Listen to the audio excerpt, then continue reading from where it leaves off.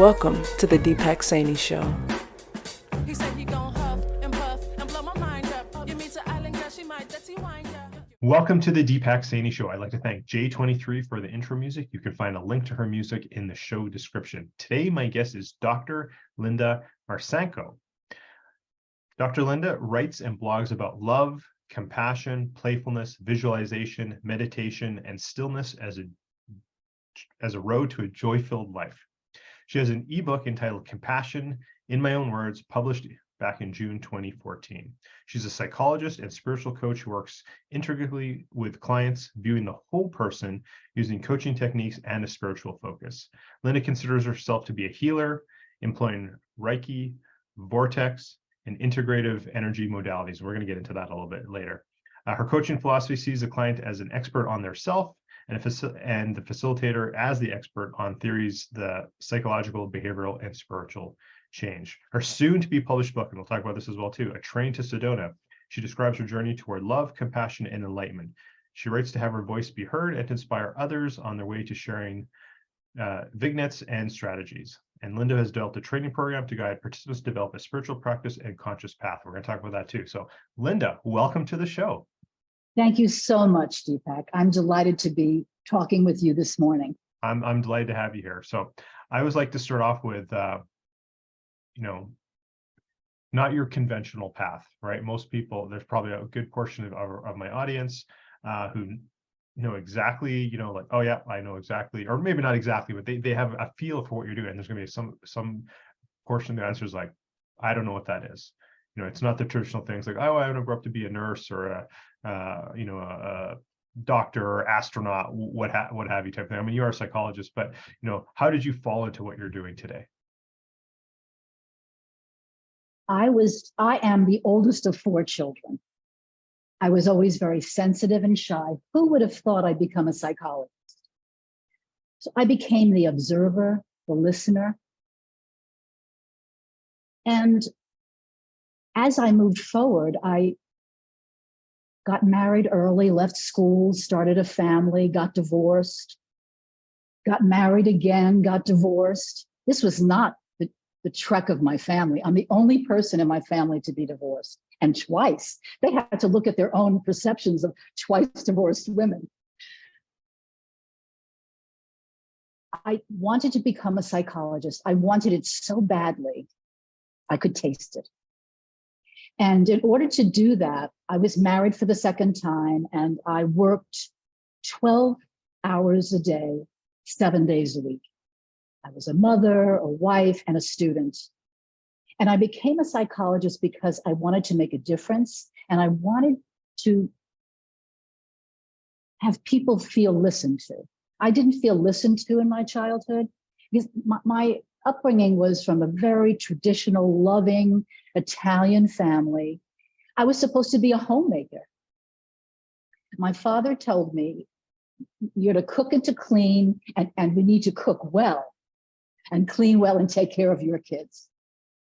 Sorry, I don't want to interrupt, Linda, but is it like you need to cook well? So is it so? I don't want to put stereotypes, but I think we're kind of talking about that a little bit, right? Well, that's what he told it's like, me. so you can find a man. Is that basically you need to cook well so you can find and keep a man? Is that kind of like, is that the thinking behind that, or? I don't know whether that was it so much as we value good food, fresh, prepared well. Sure, that's also part of the culture for sure. It is part of the culture. We don't have many processed foods. We have mostly fresh from scratch. We take little shortcuts here and there because a lot of people now in the family are in the workforce as well. But when I was looking around, there weren't any role models, and it was very lonely. One thing, Linda, I find it interesting, and maybe you can touch on this, using your background as well. You said you're the oldest of 4. Usually, but you were very shy and quiet. It's been my experience with, with guests, my own life, observing. It's usually like the middle or the younger kids who are the quiet ones, not usually the first. I find that a bit interesting. I think likely I came in that way. And part of my challenge, my spiritual challenge, was to come through a lack of skills, a lack of seeing people be articulate and public speakers, to develop that on my own. That was the spiritual challenge. Got it. Got it. So you kind of touched a minute ago about, when you're growing up and making food from scratch and homemade food, and I of course I believe that as well. No processed, as minimally processed food and making your own food, whole food, all these terms. What are some practices that you feel are really a good baseline to establish good health? I'm sure it starts there, but what else? First, the intention to have good health, and that becomes a filter. Because if I had that, when I have that intention, I know I want to eat well. And we're talking about unprocessed foods, mostly fresh vegetables, a lot of the green leafy vegetables that have calcium, and then the orange and red and yellow varieties. Little meat, some fish, some chicken, but lots of fresh vegetables. And also alkaline water. We are 70% water, and we need to be drinking good water. And then we need to be able to be prayerful and meditate. We need to exercise for bone health, for aerobic health. We need to let go of fear and anger, because fear grows, and anger is a mask for softer, vulnerable feelings. It's good to keep a journal. It's good to be mindful, to become compassionate and kind, to have self-talk that is like a kind parent, the way we wish our parent would speak to us, to be reflective. And there are probably more, but that's what comes to mind at this moment. It's a complex picture. Also to be social and have meaningful relationships. As people age, social connection is a variable that determines longer life and a healthier life. Absolutely. This is an age of texting and a lot of distancing. Yet we need meaningful relationships, however we can get that, to be part of a community so that we don't feel isolated. Yeah, absolutely. And preaching to the choir here, my audience, most of them, exactly all the things I preach as well. So I absolutely love that. And it can't be just one of those things. It's got to be all those things layered together in a way that, fits for the individual in their life, in their particular situation. Mm-hmm. You didn't mention it just now, but I know you're big on this. So I'd love to hear your thoughts on, again, preaching to the choir here for me, myself personally, but maybe not all my audience, but the value of meditation. You talk to us about that? I'm trying to remember when I first started meditating. It's years ago now. And I started very modestly. And I think we can start 2 to 3 minutes. That's the way I try to encourage someone. Start with 2 to 3 minutes and build the muscle. And when we think of working out in the gym, we think of doing that bicep curl. Well, the muscle doesn't appear overnight. We need to repeat, complete, and repeat. And with an intention to be meditative, meditation first. There are so many ways to meditate.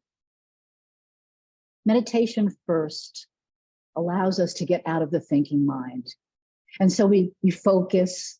And as Thich Nhat Hanh said, when thinking comes in, just label it thinking, send it away without attachment or judgment, and come back to your center. And I think of center right in the middle here. So we do that, and we're all on the same boat. I think we work to distance from the thinking mind.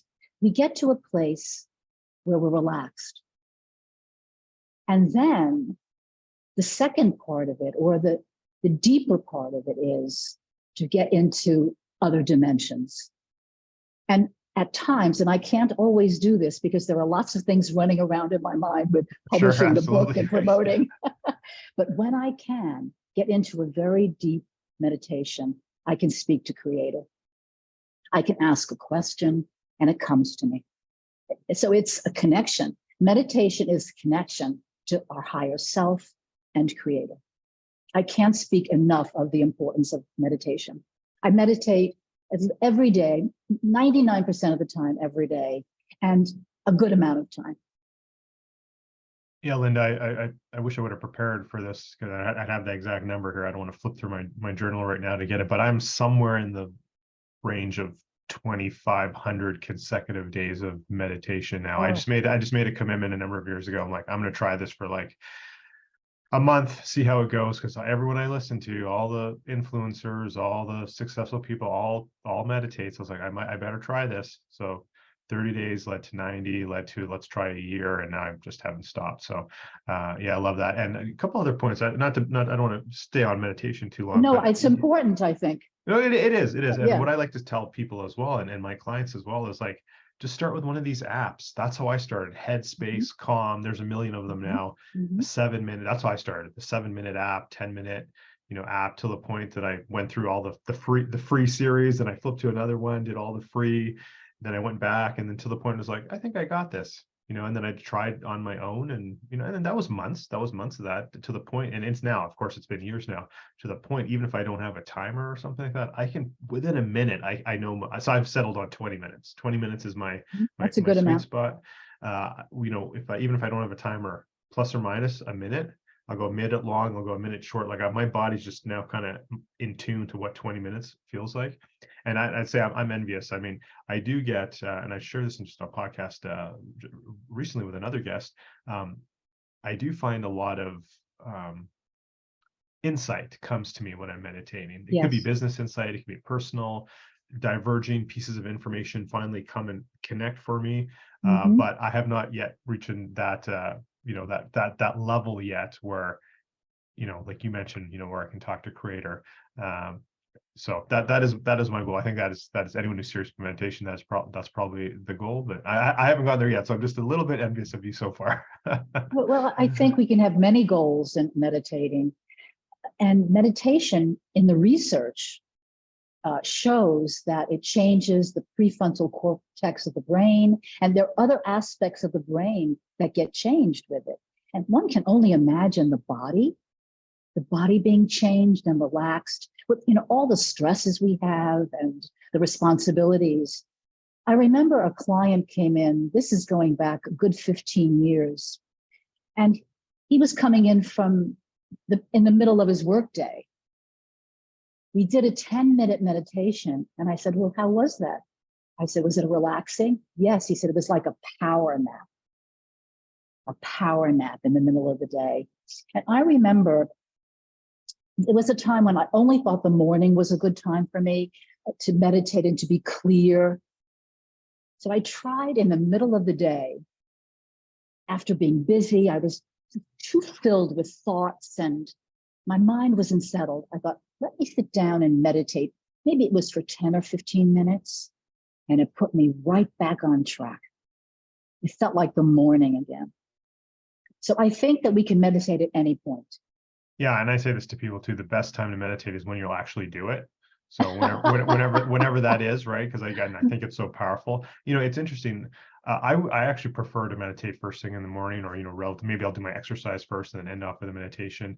I did that for those first couple of years. Situations changed, working from home, et cetera. And I wouldn't trade that for anything now. So I tend to now actually do it kind of towards the end of my day, end of my work day. Let's call it like sort of 5, 6 o'clock, kind of wrap it up, go have a sauna, and I meditate in my sauna. So I'll go do that, and then shower, make dinner, and everything like that. So let's call it 5, 6 o'clock, somewhere in that range. What I often find is being in that space. Again, what I said earlier, ideas come back to me, and I'll be like, oh, I have a breakthrough, something I'm struggling with, maybe not necessarily struggle, but a challenge throughout the day. Is like, I don't know, let me sleep on this. The solutions come to it. Or other, it's like, you forgot about this thing, your day's not done. You forgot this. This is the one, like, not the one, but like a thing you were supposed to get done today. And I totally slipped my mind. And being in meditation, clear mind, that's come back. Oh yeah, you have to call that person. You have to send that email. And then I like, okay. So then after dinner, I go and make sure that gets cleared. So huge benefit to that for sure. You know what I think when you're saying that something comes to you? Information comes from many sources. I sometimes think that angels whisper in my ear. That very well, yeah, that could be the source for sure. Who knows? And then when my mind is clear with meditation, you can hear it. Oh, Yeah. It's just a possibility. Yeah, yeah. The possibilities are endless for sure. We I think not to derail our conversation, but to those who think they know everything, it's like, no, we don't know anything. We don't, as humans, we don't know it. We don't have all the answers. But excuse me, I just wanted to say it's Deepak Chopra who says we actually know very little. Yeah. True. Yeah. And he stole my name, just so everyone knows. No, I'm just kidding. He's obviously older than me. But we kind of talked about a little bit earlier about all the different pieces of things layered in for health. I'd love for you to talk about compassion, and where compassion comes into both sort of, let's call it, both physical and mental health. In order to become, so my journey and the book talk about my journey toward compassion, my journey toward love. And I want to share a blog that I wrote about the Beatles song, All You Need Is Love. Because to me, love and compassion are like this. You can't have love without compassion. So in the song is all you need is love, all you need is love. It's so simple. But when you listen to the music, it starts off with Bach, it starts off with the French national anthem, there's asymmetrical music, there's guitar players that are famous, not Mick Jagger, Keith Richards and Graham Nash, and there's a whole lot going on in this music. And my interpretation is that all this complexity talks to the work that we need to do to get to love and compassion. And once we get there, it's in a spiritual sense, love is all there is. But the ego, we're faced with the ego in the third dimension, which is filled with all that we know the ego is filled with, a lot of negativity. So with compassion, and I'm not compassionate all the time, I work at it. Compassion is an everyday experience. We have experiences and we can choose to be compassionate or angry, fearful. Now, we partner with people, we meet people, we go to grocery stores, we're doing things all the time. And in these interactions, we have reactions. And when these occur, we can say, in the metaphorical mirror, as we look at ourselves, what does this say about me? What can I learn about myself? And I think in those moments, multiplied by all the interactions we have, if we're open, unconscious material comes up and we can deal. We can learn about ourselves, looking within. So we're in compassion, and it's Greg Braden who talks about 0 point in compassion. That 0 point is a place, theoretical and physicists talk about absolute zero on a Kelvin scale. Absolute zero, yet motion at absolute zero. And I look at that, I make a comparison to a statement in A Course in Miracles, the book that was said to be channeled from Jesus by an atheist psychologist at Columbia University. And in that book, there's the term or the phrase, be ineffable. And ineffable means unmoved by powerful emotions. So I'm working on myself all the time, being compassionate, coming back to center. And so I can tap into that serenity, that calmness. So the thoughts that occur are some thoughts that I can observe rather than be thrown into. And in compassion, at 0 point, higher capacities develop in DNA. Braden talks about the 64 pairs of DNA are fully functioning at that point. Now, that's not measurable right now, but the way we're moving in science, I think it will be. So compassion leads to enlightenment because we're constantly working at it. And we're in robust health. Robust health, we're loving because all we need is love at that point. And it's the place we want to be. Absolutely. And I think you'll agree, Linda. Well, before I say my point, first I want to say is like, it's been a long time since I listened to that Beatles song, like years. I'm like, I have to go back now because you mentioned some things like, oh, really? I didn't know that. So I'm gonna have to go back. So that's number one. Maybe we'll put a link into that in the show notes or something. But what I was going to say, Linda, I'm sure you agree. And, you know, you didn't say it in these words, but I'm going to maybe underline it for the audience is like, I believe that, you know, people who hold on to that anger, and I think anger is just another form of fear. It's really just fear, who hold on to fear, yes, anger, fear. Let's go, you know, use those interchangeable in this context, and don't have that compassion. And maybe they do in most of their life, but there's one instance or a couple instances they hold on to that. I think that's, you know, just a recipe for the growth of disease and, you know, our cells dying and, you know, from a scientific point of view, and our mitochondria dying and et cetera. And then you're going to, you know, get all these things developing potentially. I don't know. I'd love to get your take on that too. I totally agree. Now, there are 3 scientists who make the point that we're discussing. The first is David Hawkins, and he takes a law of chaos theory, special dependence on initial conditions. And he says, there's a boat going from Southampton in England to New York City. It's several degrees off course, but nobody knows. But by the time it gets to New York City, it doesn't land in New York City. He likens that to a negative filter, a negative worldview that filters everything. And after a while, when it continues, it leads to aches and pains and disease.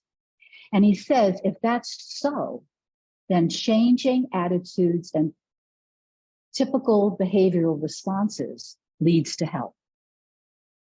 Now, there's another scientist, Candace Pert. She's a neuroscientist who discovered the opiate receptor in the brain. And she did research on neurons. There are 200 polypeptides that make up one neuron. And the polypeptides bring the molecules of emotions throughout the body. And she says that the body is the unconscious. I say that when we have an experience and we understand that experience, we can deal with it. When we have an experience that we disavow, it goes into the body. And if that continues, aches, pains, disease. And then there's Bruce Lipton, who is considered to be the Biology of Belief. The book is Biology of Belief. A fabulous, surprisingly not the first time this has come up in this podcast. And he says, he's a father of epigenetics, and he says that our genes are a blueprint. The invisible world of attitudes and beliefs goes in to change the expression of the genes. So to your point, I believe too that anger is another word for fear. Spiritually, it's love and fear, and anger fits in. We need to deal with those because we get sick otherwise, depending upon how we hold it, how strenuously, how we repeat it. It's bad for health. It's bad for health, yeah. And I'd like to just pull on this string a little bit more because, you know, when I work with someone, you know, I think mindset, again, well, you know, working with people in their aging and you know, increasing their, you know, health span and making strides in that, you know, the sandbox I play in, you know, I always start with, you know, mindset. If you don't have the right mindset towards aging and healthy aging, and you mentioned, you know, this in our last little bit, we've been talking about beliefs. So let's just put it, you know, we want to call it beliefs, you want to call it attitudes, you want to call it mindset, you know, I think they're all kind of sort of the same. let's pull on the string a little bit, like you more focus from the compassion point of view, but to attitudes, beliefs, mindset towards health. And I'm not sure of the question. Sorry, you're right. That was a terrible No. non-rambling I just question. want to understand. No. Yeah, no. So, the last question was, how does compassion lead to sort of physical and mental health? Now, I'd just like to, I guess a little bit of a variation on that. How does, let's call it mindset or your attitudes or your beliefs lead to, Big mental time. health, physical health? I hear people they're talking in conversation, oh, I'm old. I can't do this. I forget everything. And their cells are listening. And their attitude is shaping them to be old. Do you remember the self-fulfilling prophecy that a teacher says to children in school, okay, you blue-eyed ones, you can't do this math problem. You're just not able to do it. And you brown-eyed kids, you can do it. And they followed her direction. Yeah. What we believe, Buddha says, if you believe it, you are it. Something like that. He says it, Buddha says it more eloquently. Believe it and it's yours, or something like that. Mindset, belief is like the surround. I talk to my cells and I say, reverse aging, youth me. Come on, let's get with it. As I'm working out, I say, let's work on that bicep, strengthen that bicep, strengthen that bicep. I'm talking to my cells and they respond. I mean, they listen. Because we're talking to, I believe, creator within. Creator is in every electron of our body. And that's the love part of, imagine all the electrons we have. It's powerful. Billions. Yeah, absolutely. You kind of touched on this at the very, very beginning of our conversation today. I'd like to kind of come back to it again. Maybe it doesn't have to even be in the health kind of angle or anything like that, but just where do you feel like, and I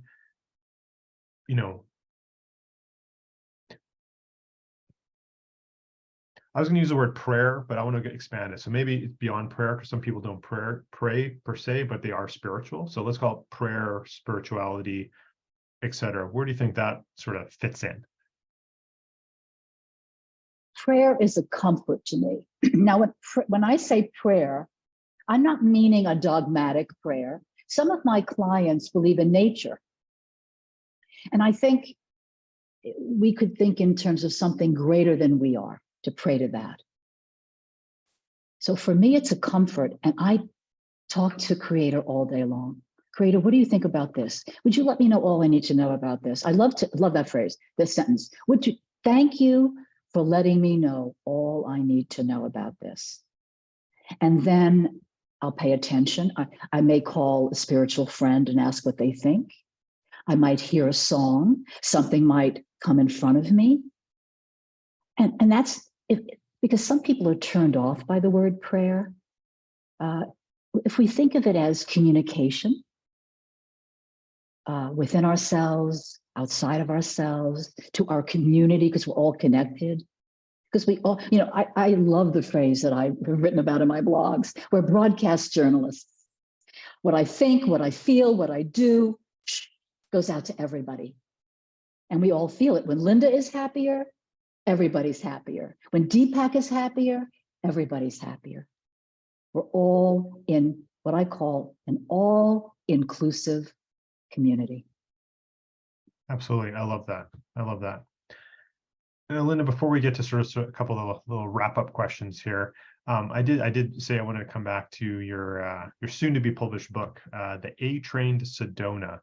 Can you just tell us a little bit about that, how the book came about, and maybe just when it's going to be released as well? About 12 years ago, I wanted to write about my experience of becoming spiritual.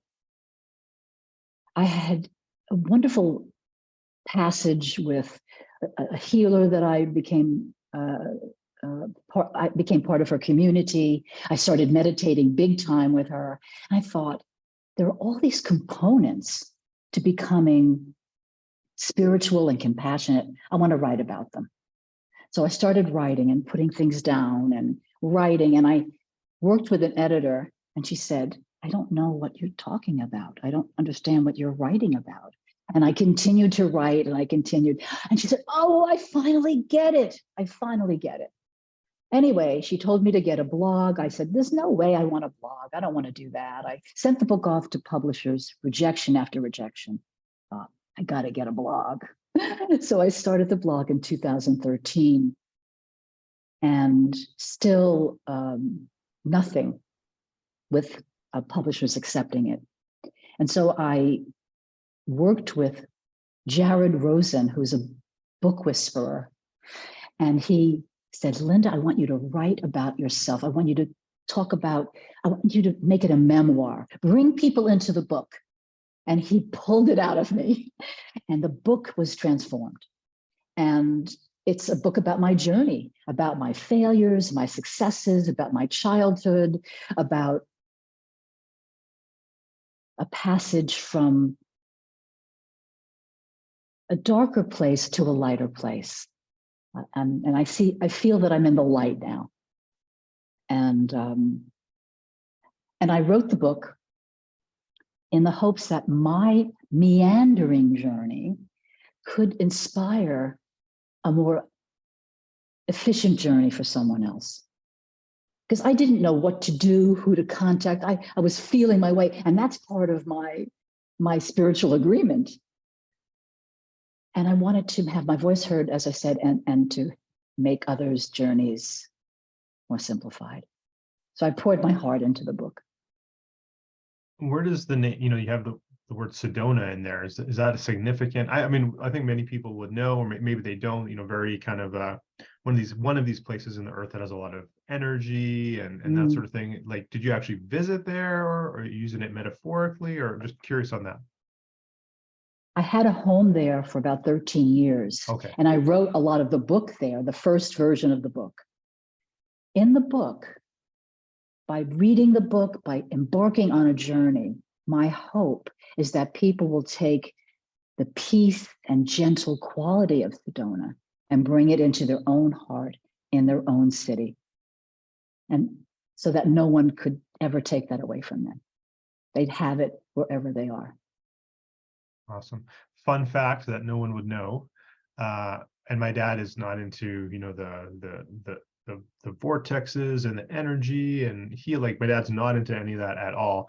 Yet Sedona is one of his most favorite places in the whole world to visit. So and he just doesn't, obviously the beautiful scenery. If anyone's never been there, definitely go there. But yeah, it's kind of a unexplained draw for him. So that's kind of interesting. Do you think he's affected by the energy? I bet he is. I bet he is, but he doesn't even make that connection.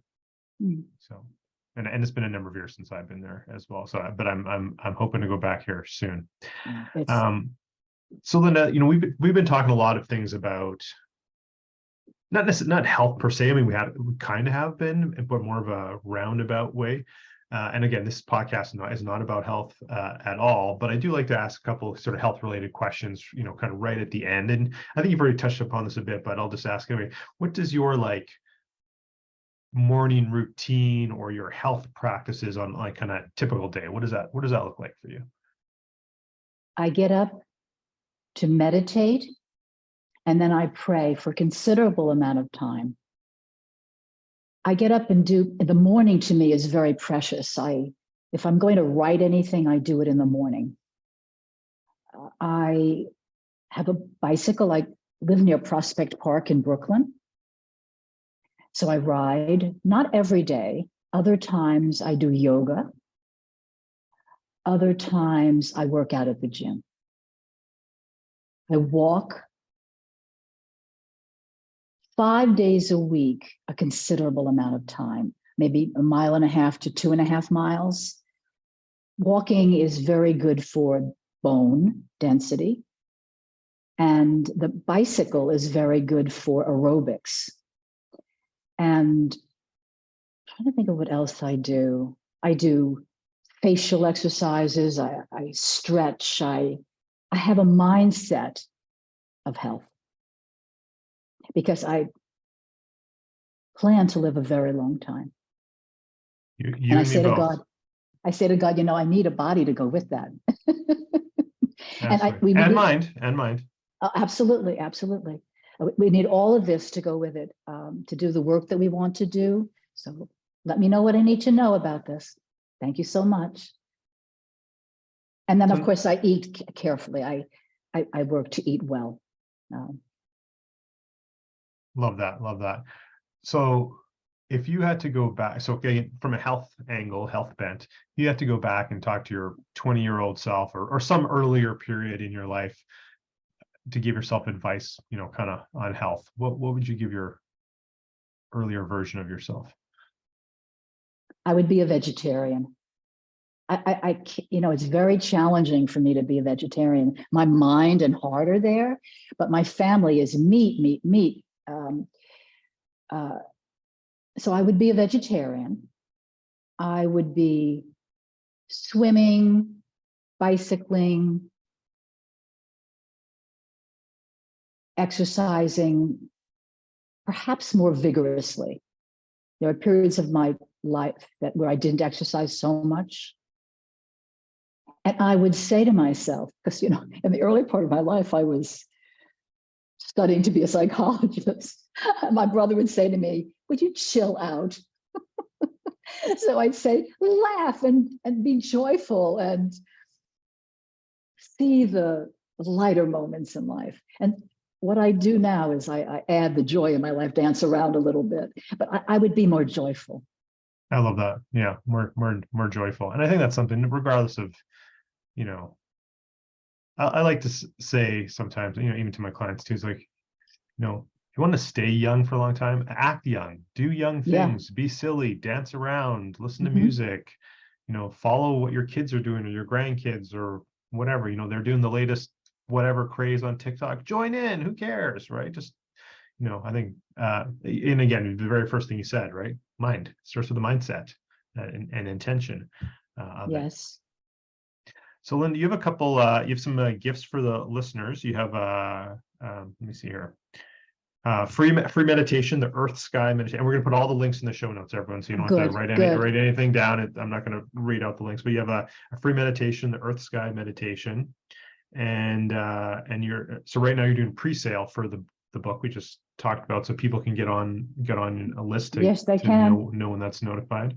Okay, so I'm not sure when this is exactly going to be out, but could you just give the audience when the expected release date is? If this might come out before, this might come out after. I'm not 100% sure, but when do you expect the release date is August 29. The Kindle is going to be available in a week and a half, I think.